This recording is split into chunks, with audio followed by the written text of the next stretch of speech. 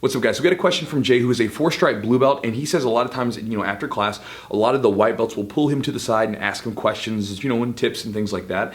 And he says that recently there was this one white belt in particular where he was rolling with him, and he almost put the white belt to sleep. And it's because he has this really sneaky baseball choke setup. Now, the baseball choke itself is pretty sneaky as is, but he says he has a couple different grip variations that are even more sneaky and a little bit different, and they're unexpected. And so he almost put this white belt to sleep.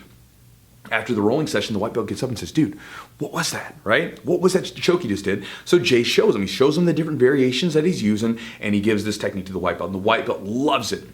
And what's been awesome about this is that the white belt is taking it and using it everywhere. He's using it in tournaments. He's using it when he's rolling against even higher belts. He's hit it on a couple higher belts. And he's become synonymous with this technique, this white belt. And that's all fine and good. Jay took a technique and gave it to someone else and they're using it. That's beautiful. That's kind of the cycle of jiu-jitsu. Now, the issue is that Jay has not once gotten any recognition for it, right? Like when people are, just throwing praise at this white belt for this neat technique that he's done, not once have they come up to him and say, or not once has he come up and said, hey, yeah, Jay was the one who helped me, right? Jay was the one that showed it to me. He just kind of, keeps going. Now, Jay's been frustrated by this. He's like, man, I really wish that, this guy would say something because, he would just like some recognition. Now, Jay ends it with this. He says, I know I shouldn't feel this way, and I'm not the one who even made the original move up, but I feel that if someone helped you get to where you are and where you're going, that they should be acknowledged in some way. And so he's wondering if he should make a fuss about it or if he should just drop it. So Jay, thanks for the question, brother. And obviously in this situation, you know that you should let it go, right? You know you shouldn't make a fuss about it, but at the same time, there's still this feeling of like, man, I would like some recognition for this move.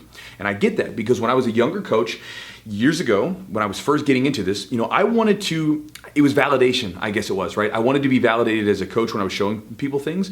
And so when I would show these people techniques, right? I was the head coach. When they would go out and hit techniques, a lot of times I didn't end up in their Facebook feed or their Instagram feed or whatever, wherever they were like, saying, yeah, this is what I did in this tournament or this is what I did. I didn't get all that recognition, right? They didn't say, not every one of them said, yeah, Chewy showed me how to do this, right? Chewy showed me this. Thanks, Chewy. Not everybody did that, right? Some of them did, yes, but not all of them. And I remember I would sometimes kind of feel bad about that. Like, man, I helped you do that exact move that you won with, right? But that's kind of a slippery slope when you get into the praise and the blame game, especially in jiu-jitsu, because at what point do we cut off the praise, right? Because for me, if I was gonna say, yeah, like this is my half guard series, well, my half guard, I've taken my half guard from other people and then made my own little like Chewjitsu mixture, right? So like my original half guard came from Renato Tavares.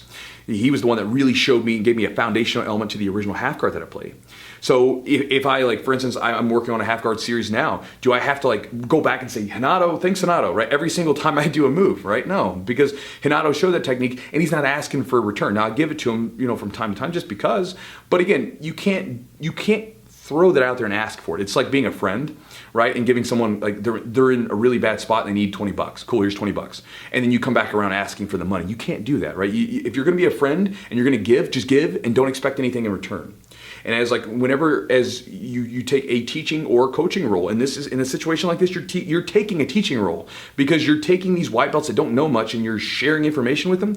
You can't give that information conditionally. You can't say, hey, now you can have this technique, but you're gonna have to like give me some acknowledgement down the road, right? You gotta give and you just gotta let it be, right? And you gotta learn to take the enjoyment out of seeing people just do cool stuff. And that you should, man, because that's so cool. Like to watch this guy go out and hit everybody in the tournaments and in the gym, you should be so pumped about that because you made it happen. Regardless of whether or not they give you any acknowledgement, you have to take the joy in those little bits, right? It's like when you train, right? You can't get fixated on the outward stuff, right? Like we talk about this all the time. You can't get fixated on the belts, the stripes, all that stuff. You gotta be you gotta find that intrinsic reason that you enjoy it. And so with this, you have to do the same thing. So what I would do is, and this is what I did, I continue to throw more information out. I continue to share with people, and I try to help people as much as possible because for me, I get enjoyment out of seeing people take the things and use them. Like recently, Chad just went to the Las Vegas Open, and he used a technique that we just worked. Right? Literally, I just taught it the week before. It's something new to our game, new to our system. He went out and used it to win one of his matches. He has his own little spin to it, but it was the guts of it were the thing that I showed.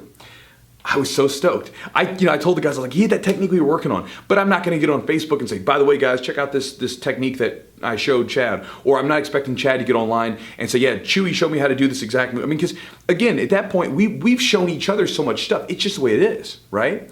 And so what I would say with you is, first off, find the enjoyment out of just seeing people succeed. Because if you're going to move into a coaching role, that has to be first, right? You can't be giving people things conditionally. The second thing is, in this situation that you're in, instead of making a fuss about it in a negative way, make a fuss about it in a positive way. Go around to all the people you can and choke everybody out with that baseball choke. I'm doing this because this is the baseball choke I use. Yours is probably a little bit different. Go choke everybody with that baseball choke. And then afterwards, show them how to do it. Right? Show everyone how to do this choke that you're doing, right? Because again, if you're the one that's kind of figured out this little variation to it, show it to everybody, right? Help out as many people as possible. And this will do two things, or three things.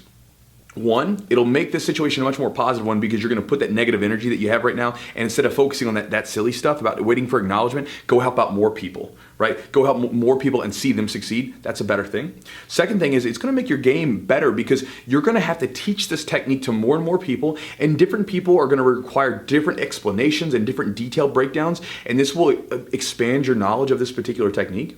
The third thing is that when you teach this technique to everyone, they're going to start defending it.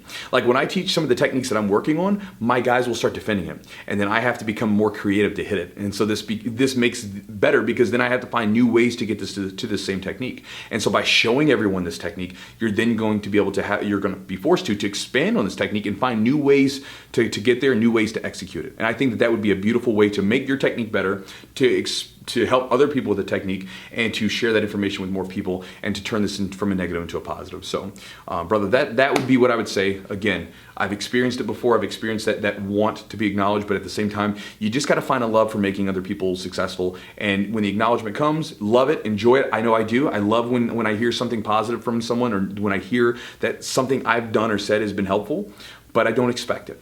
So I would choose that same route and see if that's helpful to you. And Jay, thanks for the question, brother. I'll talk to you guys next time.